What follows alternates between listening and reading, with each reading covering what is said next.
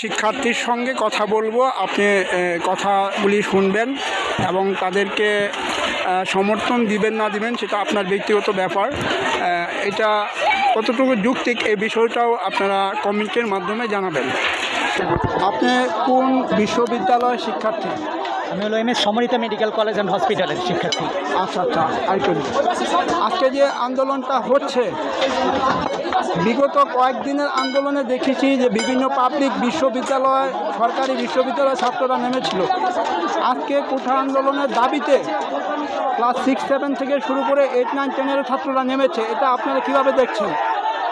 আসলে আন্দোলনটা এখন শুধু আর পাবলিক বিশ্ববিদ্যালয়ের নয়, এটা পুরো সমগ্র বাংলাদেশের প্রত্যেকটা স্টুডেন্ট, সাধারণ মানুষের আন্দোলন হয়ে দাঁড়াইছে। আমরা আমাদের ভাইদের জীবন যারা দিচ্ছে তাদের জীবন আমরা বৃথা যাইতে দেবো না, এবং যারা এই জীবন নিচ্ছে তাদেরকেও আমরা ছাড়বো না। সাধারণ বাংলার মাটিতে কেউ এরকম নৈরাজ্য করে টিকে থাকতে পারবে না। বর্তমান কোঠা পরিস্থিতি এটা কি পরবর্তী প্রজন্মের জন্য কতটুকু উপকার হতে পারে? বর্তমান যে কোঠা পরিস্থিতি আছে এটা আগামী প্রজন্মকে পুরাই পঙ্গু করে দেবে, একটা পঙ্গু রাষ্ট্র তৈরি করবে। দেখা যাবে এখন যেরকম আমলাতন্ত্র সব জায়গায় ঘুষখোররা আছে, সামনে এটা আরও বেশি ছড়ায় যাবে। আমাদের আন্দোলনটা শুধু আমাদের নিজেদের জন্য না, ভবিষ্যৎ প্রজন্মের জন্য আমাদের এই আন্দোলন, যাতে মেধার মূল্যায়ন হয়, যাতে মেধার অবমূল্যায়ন না হয়, দেশ থেকে যাতে মেধা পাচার না হয়। এই যে কমলমতি শিক্ষার্থীদের উপর 6-9-10-এর ছাত্রদের উপর টিয়ারশেল, রাবার বুলেট নিক্ষেপ করা হচ্ছে। আমার উপরে 3টা টিয়ারশেল হয়েছে, ওই জায়গায় 3টা টিয়ারশেল ফালাইছে। আমি কোনো মতে আসছি ভাই, আমার পিছনে এই জায়গায় রাবার বুলেট লাগছে ভাই। এখান থেকে ডাইরেক্ট মারছে, আমরা সামনে ছিলাম, দাঁড়ায় ছিলাম, বলতেছে ভাই থামেন, তাও ভাই আমাদের গায়ে টিয়ারশেল মারা হয়েছে। জাতিসংঘ থেকে বিবৃতি দেওয়া হয়েছে শিক্ষার্থীদের উপরে টিয়ারশেল নিক্ষেপ করা, এটা কোনো যৌক্তিক কোনো বিষয় না। এটাকে কীভাবে দেখেন?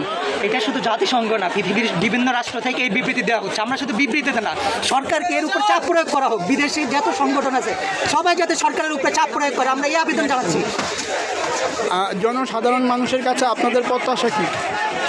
সাধারণ মানুষের বুঝতে হবে এই আন্দোলন শুধু আমাদের জন্য না, আজকে যাদের সন্তানরা 6-7-এ আছে তারা এই আন্দোলনের মূল যে সুবিধাটা আছে সেটা ভোগ করবে। এটা সাধারণ জনগণকে বুঝতে হবে। তাই এই আন্দোলনে তাদেরও একাত্মতা প্রকাশ করা উচিত। আপনি কোন ভার্সিটি থেকে অংশগ্রহণ করেছেন? ভার্সিটির না, আমি সাধারণ নাগরিক হিসেবে আমি যখন জবে যাই তখন আমাকে বলা হয়েছে পুলিশ ধরা হয়েছে। পুলিশকে যখন জিজ্ঞেস করা হয়েছে, উনি আমাকে সার্চ করতেছে, তখন আমি বলছি আমি একজন এরকম পুলিশ প্লাজে জব করি, সেলসম্যান। উনি কথা নাই বাতা না, আমার গায়ে উড়কে পারকে তলপেটে লাথি, যেমনি লাথি। তারপরে ভার্সিটির ভাইয়ারা গিয়ে বাঁচাইছে। ভার্সিটির ভাইয়ারা আজকে যদি তারা রাজাকারী হইতো, তাদেরকে তো রাজাকার বলা হইতেছে, তারা তো কোনো ধরার কোনো ছিল না। তারা পুলিশের সাথে লড়াই করে আমাকে বের করে নিয়ে আসছে। বের করে নিয়ে আসার পর তারা হচ্ছে আমাকে এখন প্রোটেক্ট করে এখন ভালো রকম রাখছে। কথা হচ্ছে এখানে যদি তারা রাজাকার হইতো, তারা কেন ককটেল মারতেছে না, তারা কেন গুলি হাতে নিতেছে না? তারা তো গুলি হাতে নেয় না, নিচে কারা? পুলিশরা এই যে এইভাবে অন্যায়, তাকে সম্পূর্ণভাবে দেওয়া বলা হয়েছে যে আমি পুলিশ প্লাজা জব করি, এরকম কেন সে গায়ে হাত তুললো? একজন 6-7-10-এর ছাত্র কি ছাত্র শিবির হতে পারে? জি, কখনোই না। আপনার যুক্তিতে এটা কি মনে হয়? এখানে সবাই সাধারণ শিক্ষার্থী, এরা কেউই রাজাকার না, কেউই হচ্ছে কোনো শিবিরের অংশ না, সবাই সাধারণ শিক্ষার্থী, সবাই এদিকে কোনো ভার্সিটির, কোনো স্কুলের, কোনো কলেজের স্টুডেন্ট।